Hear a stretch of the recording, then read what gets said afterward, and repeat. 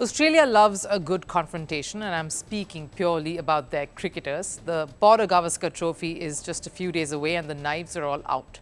The mind games have started and India is already in the firing line. And it starts at the top with the head coach, Gambhir, facing the brunt of it. Now, normally a series is always pitted between the two captains or the two most feisty faces in the lineups. This series is about the Indian head coach, Gambhir, versus the Aussie former cricketers. Now, we know how Aussie cricketers operate. They invented sledging and all forms of it, from bodyline cricket back in the old days to now verbal duels that begin off the field in press conferences, pre-match conversations and podcasts, television broadcasts, right up to when the players step onto the pitch. It's a never-ending war of words, and the Aussies love it that way. It, of course, all started with Gambhir press conference and him retorting to Ricky Ponting's comments on Virat Kohli. It went something like this. What does Ponting have to do with Indian cricket? I think he should think about Australian cricket and, more importantly, have got no concerns whatsoever for Virat and Rohit. I think they are incredibly tough men. They have achieved a lot for Indian cricket and they will continue to achieve a lot in future as well. That was just the tipping point, and of course that set the two men on a warpath.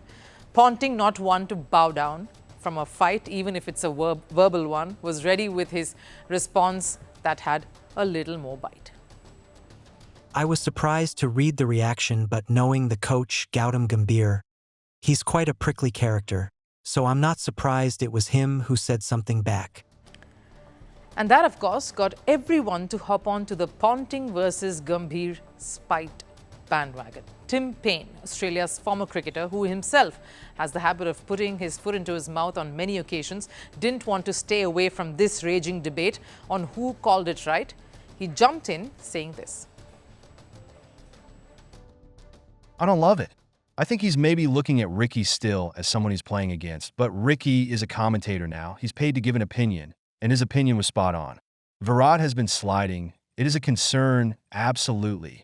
But for me now, the biggest concern for India right now isn't Rohit Sharma's batting, isn't Virat Kohli's batting. It's their coach and his ability to stay calm under pressure.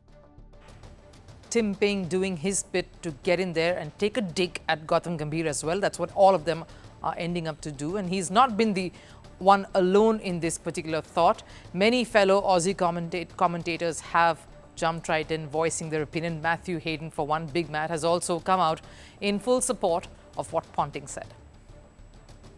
We are paid to make an opinion, make a comment, and make a call about the game we know and love.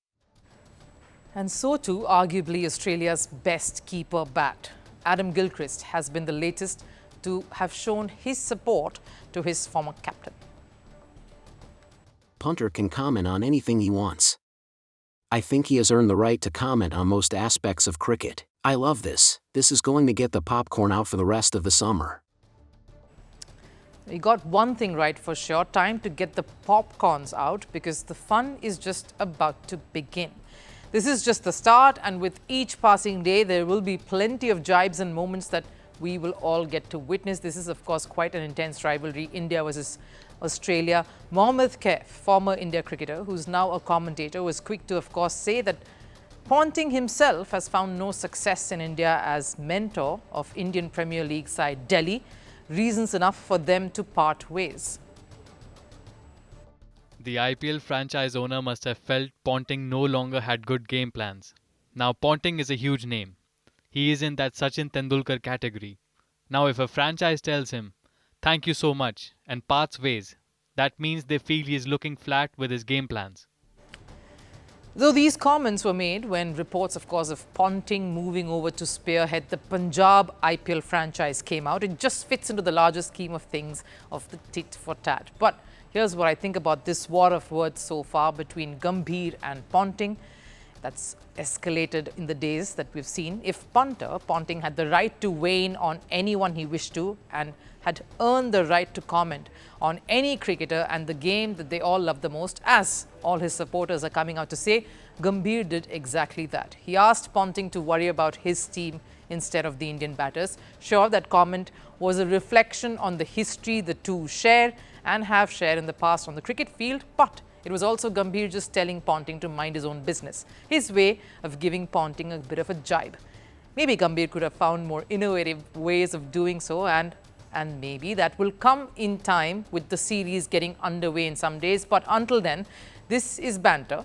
You'd not want any sort of banter to be absent in the run-up to the series. That's what gives birth to the interest and the avid following, fans getting in on the action, and players, of course, soaking in all the pressure. It all adds up to a blockbuster Australian summer against India, and that's what we are also prepping here for.